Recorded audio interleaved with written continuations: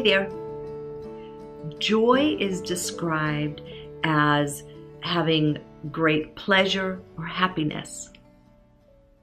But is that it? I mean, is that all?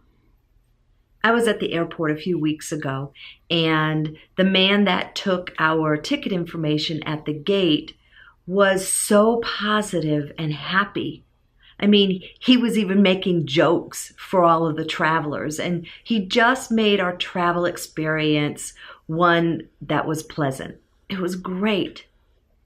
However, when I got on the plane, I noticed that this man, when I looked out the window, he was at the entrance of the plane and he just had his head held down low and he looked so unhappy. So how can this same man who filled with us with happiness and joy just a few minutes later be so unhappy? Have you ever felt like that? Like you needed to put on a face for someone or some particular event and you felt miserable on the inside?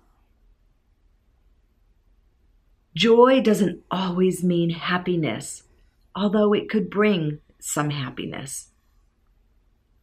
I've learned and have had joy grow inside of me and inside of my heart for years.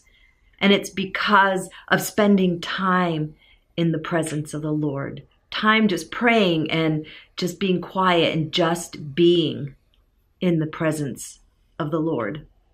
You see, the Lord deposits joy into my heart so that when times get tough, I can pull that out and I can get through my day. Joy is there for me when times are great. And joy is there for me when times are tough. The Lord is always with me. I've learned that over and over again. His love, His joy, His peace, His presence is always with me. Psalm 16:11 says, "In your presence there is fullness of joy." The fullness of joy. See, there is more than just pleasure and happiness. The fullness of joy comes when you spend time in His presence. Be encouraged today and know that the joy of the Lord is there for you when times get tough, as well as when the days are great. Stay in His presence where there is fullness of joy.